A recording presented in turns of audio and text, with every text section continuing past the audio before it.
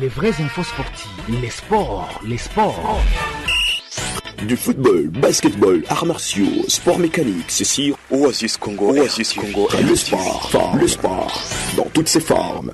Je vous salue auditeurs passionnés des sports, venez de le constater, nous ouvrons ce journal des sports ici à Ville de Béni, où au cours des matchs d'entraînement joués ce jeudi entre l'association sportive Bénignon et la formation de l'Olympique Club C David après l'idée de la saison prochaine. Non, les deux équipes se seront séparées sur un nil de début partout, c'était en stade du 15 octobre. Toujours à Béni, Aro Rachid Mouima, président des arbitres de l'Attente de Béni, a récemment lancé un appel pressant aux sportifs de la région de Béni, les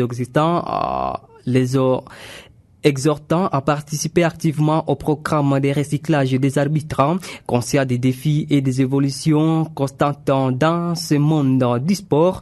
Rachid insiste sur l'importance de maintenir des compétences à jour pour garantir des compétitions justes et bien arbitrées. Ce programme de recyclage qui débutera dès le lundi prochain vise à améliorer les connaissances techniques et les compétences pratiques des arbitres en activité. Il comprend des sessions intensives de formation théorique et pratique permettant aux participants de se familiariser avec les dernières règles et innovations sportives. Aro Rachidi espère que cette initiative renforcera la crédibilité et l'efficacité des arbitres de la ville de Béni. Les sportifs de Béni sont donc encouragés à soutenir cette démarche en comprenant l'importance d'un arbitre de qualité pour le bon déroulement des compétitions. En initiant leurs efforts autour de cette cause, Aro Rachid Mouima croit fermement que la région pourra élever le niveau de ces événements sportifs et offrir des expériences plus enrichissantes et équitable à tous les acteurs impliqués dans les domaines d'arbitrage. On va parler de basketball.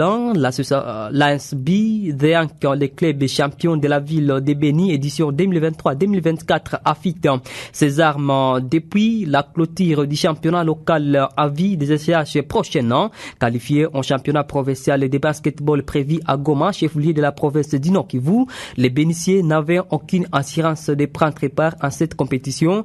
Récit le mercredi 17 juillet 2024 par le maire de la ville de Béni, le président de l'attente de basketball de Béni, Eric Balougué, accompagné de ses deux secrétaires et un joueur de Déancan, ont d'abord présenté leur trophée au numéro 1 de la ville cosmopolite de Béni avant de solliciter son accompagnement. Signalons que l'attente urbaine de basketball de Béni venait de faire des saisons sans parvenir à envoyer son équipe championne participer au championnat provincial.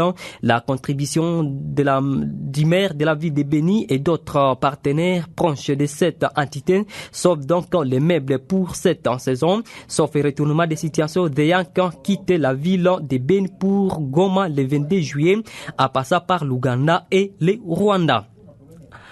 Parlons de cette information. Siska Kombi Masika, une figure éminente du football à la ville de Béni, a pris les rênes du FC Bana Aigle, une équipe récemment promise en première division du championnat local de la ville de Béni. Sa nomination suscite de nombreuses attentes, surtout après son impressionnante performance attaquée deuxième entraîneur de Béni Sport. Sous sa direction, les casques bleus ont connu une amélioration notable, témoignant de ses compétences tactiques et sa capacité à motiver ses joueurs lors de l'absence de son titulaire Moudi Membayaï à l'époque. Lors de sa présentation officielle, Siska a déclaré que son objectif principal est de hisser le FC Bana Aigle en sommet du championnat. Consciente des défis qui l'attendent, elle s'engage à mettre en œuvre des stratégies innovantes et attirer le meilleur partie de chaque joueur pour atteindre cet objectif ambitieux. Malgré l'enthousiasme généré par son engagement, les détails de son contrat avec FC Bana Aigle n'ont pas été dévoilés. Ces mystères alimentent les spéculations, mais une chose est sûre, Siska Kombi Masika est déterminé à faire briller Bana Aigle et est reconnu comme l'un des meilleurs entraîneurs de la ville de Béni. Son leadership pourrait bien transformer les ambitions de cette jeune équipe en réalité concrète. Et pour terminer, Parlons de cette information. Kevin Mondeko, capitaine du tout-puissant Mazembe, et Glody Likonza, son vice-capitaine, ne sont toujours pas aperçu en séance d'entraînement du club louchois depuis la reprise le lundi 15 juillet 2024 dernier.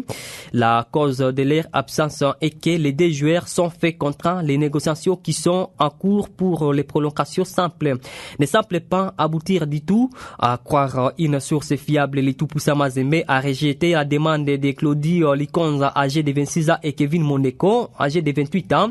La direction du club congolais a clairement dit aux deux joueurs les maximums qu'il peut leur offrir comme salaire et prime de signature à cas de prolongation des contrats.